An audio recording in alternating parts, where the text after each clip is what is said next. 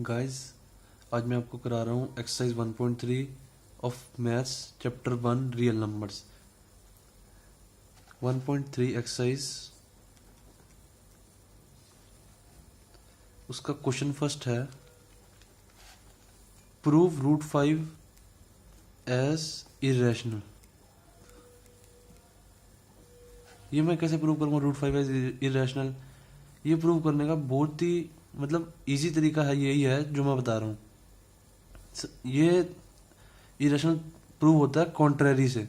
Contrary मैं बताता हूँ, कॉन्ट्रेरी जो होता है हम इसको सबसे पहले रैशनल लेके चलेंगे, फिर हम देखेंगे तो वो रैशनल नहीं आ रहा होगा। सबसे पहले हम रूट 5 को लेंगे rational. Let root 5 as rational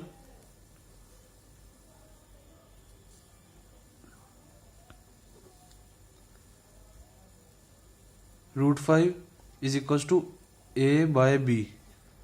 then root 5 is equals to A by B. Rational का मतलब होता है जो भी ए बाय बी की फॉर्म में हो। रैशनल नंबर मतलब ए बाय बी की फॉर्म में। 2/3 हो गया, जैसे 4/7 हो गया, जैसे 4 भी हो गया क्योंकि 4/1 होता है, जैसे 7 हो गया, 7/1 होता है क्योंकि ये भी ए बाय बी, जो ए बाय बी की फॉर्म में हो वो रैशनल होता है। तो रूट 5 को मैंने लिख दिया ए बाय बी। इधर हमने ए बाय बी ऐसे लिए हैं, ए बाय बी को प्राइम है। को प्राइम का मतलब है कि इन दोनों के बीच में जो कॉमन फैक्टर है वो सिर्फ 1 है। 1 एज अ कॉमन फैक्टर मतलब जब हम ए का फैक्टर करेंगे या बी के फैक्टर करेंगे तो 1 ही ऐसा फैक्टर होगा जो दोनों में आएगा। जैसे मैं ले लेता हूँ 7 1 जा 7, 1 जा 1, और ले लेता हूँ 13 1 जा 13, 1 जा 1। अब ये 7 और 13 is a crow prime. 7, 13 is crow prime. क्यों? क्योंकि इन दोनों के बीच में जो कॉमन जो फैक्टर है वो 1 ही है। ये 1, इधर भी 1, कॉमन फैक्टर इन दोनों के बीच में 1 है। बाकी और कोई कॉमन फैक्टर नहीं। अगर और कोई भी कॉमन फैक्टर होगा इन दोनों के बीच में तो वो को प्राइम नहीं होंगे। ठीक है, तो इधर हमने ए बाय बी ऐसे लिखेंगे, ये को प्राइम है, मतलब ये इनका सिर्फ बीच में जो कॉमन फैक्टर है वो 1 है। ठीक है, root 5 is equal to A by B. अब हम क्या लिखेंगे? अब हम लिखेंगे A is equal to B root 5। A B को इधर ले गए, मल्टीप्लाई कर दिया ना बी को इधर। A is equal to B root 5। अब हम ना कभी भी रूट नहीं रखते ऊपर, तो हम रूट हटाने के लिए दोनों साइड का स्क्वायर कर देते हैं। A square equal to B root 5 का स्क्वायर। अब ये शायद सबको पता होगा मेरे हिसाब से, पर चलो फिर भी बता देता हूं मैं। रूट 5 इंटू में रूट 5 क्या होता है? 5 होता है। कोई देखो मैं बताता हूं, जो रूट 5 होता है ना उसका मतलब होता है, रूट का मतलब होता है उसकी पावर 1/2। ठीक है, तो अब मैं इसका स्क्वायर कर रहा हूं। ये स्क्वायर ही तो किया मैंने, रूट 5 का स्क्वायर। तो 5 2 से 2 कट जाएगा, 5 की power 1 is equal to 5 answer. मतलब किसी भी चीज का हम स्क्वायर, रूट का स्क्वायर करें ना तो आंसर वही आ जाता है। जैसे root 3 into root 3 is equal to 3, क्योंकि रूट 3 इज इक्वल टू होता है 3 की पावर 1/2, उसका हमने स्क्वायर किया। रूट 3 इंटू रूट 3 किया हमने, तो रूट 3 का ये स्क्वायर कर दिया हमने। रूट 3 का स्क्वायर इज इक्वल टू 3 की पावर 1/2 का स्क्वायर। 2 से 2 गया तो इज इक्वल टू 3 आंसर। तो अब A square equal to B root 5 square, तो A square is equal to B 5 का स्क्वायर। ओ सॉरी 5 सॉरी। तो क्या आ गया? A square is equal to 5b आ गया। ये तो सबका आ गया होगा। 5b स्क्वायर, सॉरी यार, बी स्क्वायर, क्योंकि स्क्वायर किया सारा स्क्वायर होगा, वो 5b स्क्वायर, इतना हमारा आ गया। तो हमने देखा एक हमारी थ्योरम कहती है, थ्योरम जो है 1.3 थ्योरम है, वो कहती है अगर कोई, जैसे ए स्क्वायर अगर डिविजिबल बाय 5 है, डिविजिबल बाय जैसे समझ लो कि P square divisible by m है, तो then if p square is divisible by m, then p is also divisible by m। समझे हो? जैसे मैं एग्जांपल देता हूं, 7 का स्क्वायर डिविजिबल बाय है 7 से, 7 7 से 49 होता है, 49 7 से 49 कट जाता, डिविजिबल है ना ये। तो ऐसे ही 7 का स्क्वायर डिविजिबल बाय है 7 से, तो 7 भी तो डिविजिबल बाय है 7 से, ठीक है ना। तो यही थ्योरम कह रही है। अब हम इसके बाद यहाँ पे आएंगे, ये मैं थ्योरम बताना जरूरी है इसलिए बता रहा था थ्योरम। तो अब इधर हम देखेंगे A square by 5 is equal to B square. अब इधर से हमें क्या पता लगता है, इधर से कि ए स्क्वायर इज डिविजिबल, ये क्वेश्चन करने का यही तरीका है और कोई तरीका नहीं है, सबसे इजी तरीका है। अब A square is divisible by 5, इधर से हमें दिख रहा है, तो ए डिविजिबल बाय 5, तो ए इज डिविजिबल बाय 5, ये मैंने थ्योरम बताई है आपको। ए इज डिविजिबल बाय 5 आ गया, तो मतलब ए तो 5 से डिविजिबल है, ए इज इक्वल टू 5c। यहां पे हम लिखेंगे A is equal to 5c, क्योंकि ये c हमने एक और कांस्टेंट लिया है। c इज मतलब c हमने इसलिए लिया है, जैसे कोई हमारा डिविजिबल है, ए हमारा 5 से डिविजिबल है, ठीक है, तो हम लिखेंगे ए हमारा 5 से डिविजिबल है, तो 5 ए हमारा अगर 5 से डिविजिबल है तो सी हम कुछ वेरिएबल ले रहे हैं, कुछ ले रहे हैं, क्योंकि जैसे हमारा है 15 इज इक्वल टू 5c, ये हमने लिखा 15 5 से डिविजिबल है, तो 5 इंटू 3 आ जाएगा, c की वैल्यू बदल जाएगी। ऐसे ही अगर हम मैं लेता है यहाँ पे 20 इज इक्वल टू 5c, तो c की वैल्यू इधर क्या आ जाती है 4, 5 4 जा। तो ऐसे ही जब कोई चीज डिविजिबल होती है ना किसी से, जैसे a इज डिविजिबल बाय 5 है, तो इसको लिखने का तरीका है a is equal to 5c। c की जगह कुछ भी आ सकता है, क्योंकि a की जगह कुछ भी हो सकता है, तो c की जगह भी कुछ भी हो सकता है। a is equal to 5c आ गया। तो अब हम इस a की जगह पे हम a is equal to b√5 ये वाली वैल्यू डालेंगे, ठीक है, ये वाली वैल्यू डालेंगे a की जगह पे, b√5 is equal to 5c। मैंने कहा रूट नहीं रखना हमने कभी भी ऊपर, तो दोनों साइड का स्क्वायर कर देंगे, b square 5 is equal to 5c, sorry b square 5 is equal to 25c square, दोनों साइड का स्क्वायर करेंगे ना, दोनों साइड का हमने स्क्वायर किया 25c स्क्वायर। तो अब हमारा इधर आ गया b square 5 is equal to 25c square, 5 से 25 कट जाएगा, b square is equal to 5c square, 5 5 से 25 हो जाएगा ना, 5 5 से 25, तो b square is equal to 5 square. अब इधर से हमें क्या पता लग रहा है, b square is divisible by 5 और b इज डिविजिबल बाय 5, ठीक है। तो अब इस लाइन से, इससे, सेकंड से और थर्ड से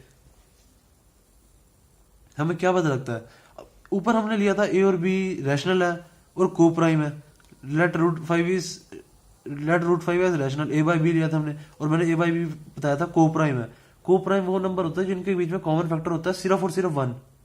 पर इधर तो मैं देख रहा हूं a और b मैंने को प्राइम लिया, a इधर 5 से जा रहा है, a इज डिविजिबल बाय 5 और b is divisible by 5, a भी 5 से डिविजिबल है और b भी 5 से डिविजिबल है, इधर दिख रहा है सेकंड और थर्ड से, a is divisible by 5, b is divisible by 5। पर मैंने इनको तो को प्राइम लिया था कि 1 कि इनके बीच में जो प्राइम फैक्टर, जो कॉमन फैक्टर होगा वो सिर्फ 1 होगा, 1। तो इधर तो 5 आ रहा है इन दोनों के बीच में, a is divisible by 5, b is divisible by 5, तो मेरी कॉन्ट्रडिक्शन आ गई।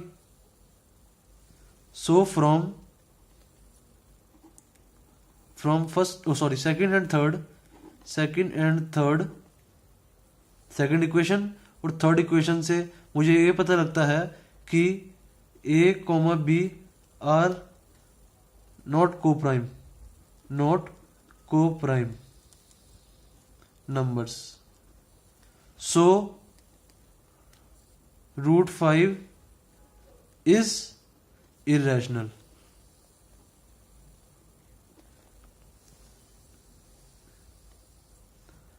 क्योंकि अब हमारी कॉन्ट्रडिक्शन आ गई, जब यही को प्राइम है ही नहीं तो सब कुछ ही गलत किया है हमने, तो इसलिए रूट 5 इज इरेशनल है। ये कॉन्ट्रडिक्शन से ही होते हैं क्वेश्चन, और किसी तरीके से क्वेश्चन नहीं होते। अब अगला क्वेश्चन है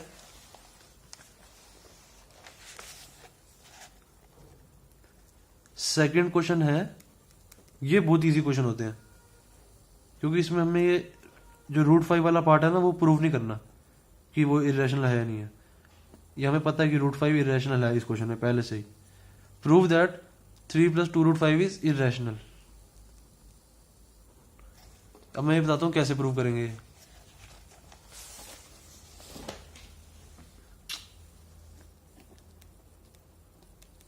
ये प्रूव करना है। अब इस क्वेश्चन में हमें पहले से ही पता है कि हमारा रूट 5 इरेशनल है, हमें इसमें ये प्रूव नहीं करना, ठीक है। अब सबसे पहले हम लेके चलेंगे वही वाला तरीका है, same to same. Let 3 + 2 √5 is rational.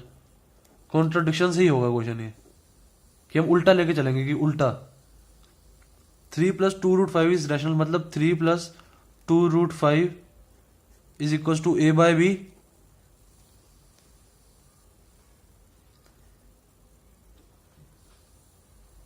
Three plus 2 √5 is equal to a/b आ गया। तो अब अब इधर हमने इनको को प्राइम नहीं लेना। जब ये वाले क्वेश्चन होंगे ना प्लस वाले, या रूट 5 के आगे खाली 2 होगा, खाली रूट 5 होगा तो जैसे मैंने पहले कराया वैसे ही तरीके से होगा। पर जब उसके आगे कुछ होगा या प्लस में भी कुछ होगा तो हम ऐसे करेंगे। हमने इसमें को प्राइम नहीं लेना। इसको करने का तरीका बिल्कुल लगा, छोटा सा तरीका है बिल्कुल। 3 + 2 √5 इज इक्वल टू a/b। तो 2 √5 कितना हुआ? 2 √5 is equal to a/b - 3, a/b - 3, ठीक है। तो √5 इज इक्वल टू 2 नीचे आ जाएगा। पहले इसका हम एलसीएम लेंगे। 2 √5 इज इक्वल टू, इसका एलसीएम ले लो b a - 3b, ठीक है। इसका हमने एलसीएम ले लिया इस वाले पार्ट का। तो अब √5 क्या हो गया हमारा? √5 is equal to a - 3b / 2b। ये 2 नीचे आ जाएगा, क्रॉस मल्टीप्लीकेशन हो जाएगी ना, 2b।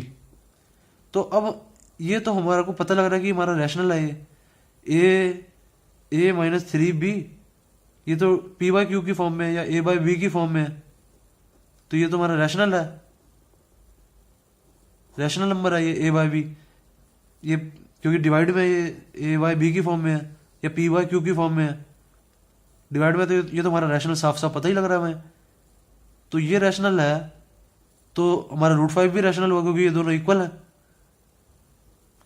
अब हम लिखेंगे here we can see a - 3b / 2b is rational. So √5 is rational, is also rational. √5 is also rational. But हमें पता है कि √5 रैशनल नहीं है, √5 इरेशनल है। मैंने पहले प्रूव किया हुआ है। √5 is irrational, but √5 is irrational. So जब हमने ये आई हमारा गलत रहा है कि a - 3b हमारा रैशनल है, √5 भी रैशनल आ रहा है, पर √5 तो हमारा इरेशनल होता है, तो ये हमारा गलत आ गया। तो हमने मतलब लिया ही गलत है शुरुआत से ही। सो 3 + 2 √5 इज इरेशनल। मतलब हमने इसको हमने रैशनल लिया था 3 + 2 √5 को, तो हमारा गलत आंसर आया कि √5 इरेशनल है। हमने इसको रैशनल लिया था, 3 + 2 √5 को रैशनल माना था हमने, हमने कॉन्ट्रडिक्शन से माना था, हमने हमने प्रूफ तो इरेशनल करना है, पर हमने 3+2√5 को हमने रैशनल मान लिया। फिर हमने जब सॉल्व किया तो गलत आंसर सा आने लग गया कि हमें हमें आंसर आ रहा है कि √5 इरेशनल है, √5 रैशनल आ रहा है, पर हमें पता है √5 इरेशनल होता है, हमने पहले प्रूफ भी किया है। इस क्वेश्चन में प्रूफ नहीं करना अब। सो 3+2√5 इज इरेशनल, प्रूव्ड।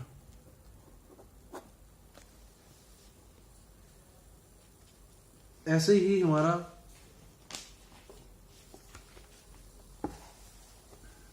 ही हमारा क्वेश्चन थर्ड है, सेम क्वेश्चन है बिल्कुल। क्वेश्चन थर्ड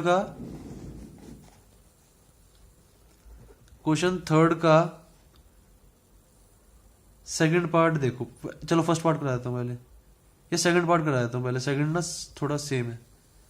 सेकंड पार्ट देखो, 7√5 को प्रूव करना है हमें कि ये इरेशनल है। वही सेम ऊपर वाला तरीका जो अभी मैंने बताया। 7√5 लेट 7√5 एज रैशनल, ठीक है। 7√5 एज रैशनल, तो 7√5 किस फॉर्म में होगा? 7√5 इज इक्वल टू a/b। √5 क्या आ जाएगा हमारा? a/7b। तो फिर वही तरीका, here we can C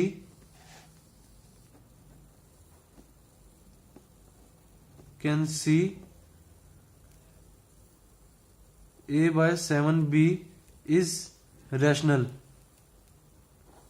so √5 is also rational। But हमें पता है, but √5 is irrational,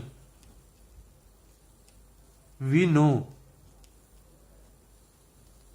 √5 is irrational, हमें पता है कि √5 irrational है। सो हमारी जो हमने कॉन्ट्रडिक्शन ली थी पहले ही, उल्टा लिया था 7√5 is rational, तो हमारा वही गलत है, पहले शुरुआत की बात ही गलत है। 7√5 is irrational, so it is irrational।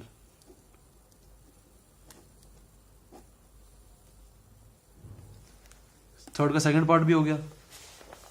अब थर्ड का फोर्थ पार्ट देखो, थर्ड का थर्ड पार्ट देखो। 6+√2 सेम क्वेश्चन 2 है, वो सेम टू सेम, कुछ फर्क नहीं है उसमें। बस आगे वो हल्का सा जो फर्क है वो आप अपने आप करके देखो, अगर नहीं आया तो मेरे से जरूर पूछो। बिल्कुल सेम टू सेम क्वेश्चन है, कुछ नहीं करना उसमें, सेम टू सेम क्वेश्चन 2 की तरह क्वेश्चन करना है वो। अब क्वेश्चन थर्ड का फर्स्ट पार्ट कराता हूं मैं।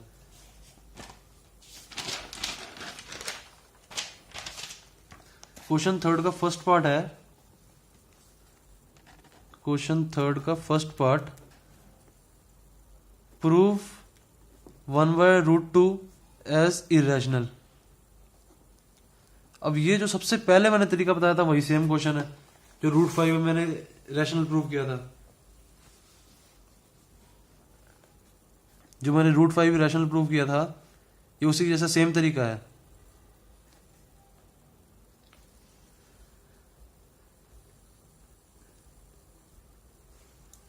देखो, लेट 1/√2 इज रैशनल, रैशनल ले लिया हमने उससे पहले, सबसे पहले। मतलब क्या हुआ? 1/√2 is equal to a/b। a/b इधर को प्राइम है, सबसे पहले वाला तरीका सेम है, ये को प्राइम। जब भी हमारा एक होगा ना, सिर्फ एक पार्ट होगा, जैसे √2 होगा, 1/√2 होगा, या √3 होगा, या 1/√3 होगा, या √5 होगा, या 1/√5 होगा। इन तरीकों को हमेशा हमने इसी वाले मेथड से करना जो सबसे पहले मैंने √5 का कराया। बाकी अगर जो प्लस में होगा, जैसे प्लस में था 3+2√2, या खाली 2√2, या 5√2, प्लस में होगा या रूट के आगे कुछ होगा, तो ये छोटे वाला तरीका करना जो मैंने बताया आपको, ये वाला, ठीक है। अब इधर 1/√2 है, इधर a/b लिया मैंने, a/b को को प्राइम ले लिया। को प्राइम का मतलब है कि उनके बीच में जो कॉमन फैक्टर है सिर्फ 1 है। अब वैसे ही करेंगे सेम, b इज √2 को इधर मल्टीप्लाई कर दिया, b को इधर मल्टीप्लाई कर दिया, b is equal to a√2। अब मैंने कहा रूट ऊपर कभी भी नहीं लेना, तो दोनों का स्क्वायर कर दो, b square equal to a² 2, ये हमारा b square equal to a² 2 आ गया। तो अब 2 को हम इधर ले जाएंगे, b स्क्वायर अपॉन में 2 is equal to a²। Here b square is divisible by 2, साफ साफ दिख रहा है हमें, b स्क्वायर डिवाइड बाय 2 हो रहा है, divisible by 2। So b is divisible by 2 also. b मैंने आपको थ्योरम बता दी, theorem 1.3, b is also divisible by 2 also.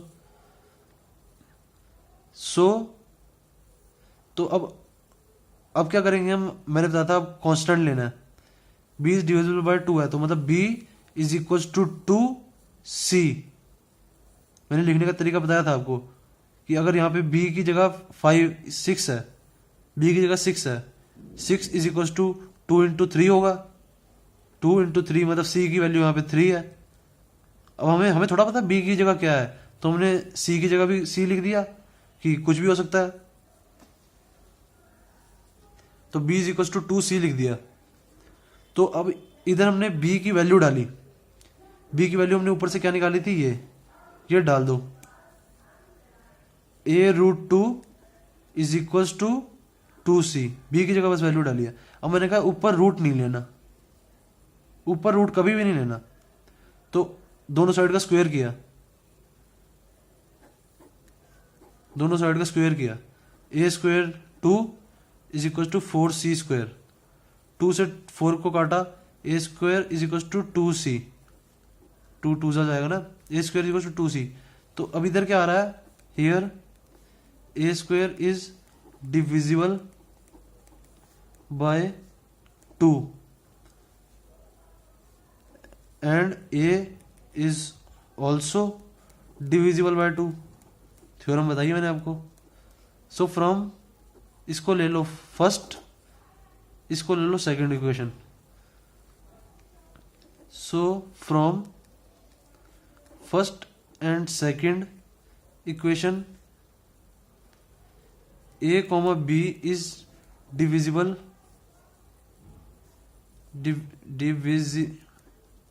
Sorry is नहीं are, a, b are divisible by 2, so they contradicts मतलब उल्टाते हैं, contradicts the fact that a, b are coprime, मतलब वो उल्टाते हैं उस फैक्ट को कि हमने को प्राइम ए और a, b को को प्राइम लिया है, क्योंकि वो उनके बीच में कॉमन फैक्टर मैंने कहा 1 है, पर इधर तो फर्स्ट से भी पता लग रहा है कि b डिविजिबल बाय 2 है और a इज डिविजिबल बाय 2 है, दोनों 2 से भी डिवाइड हो रहे हैं।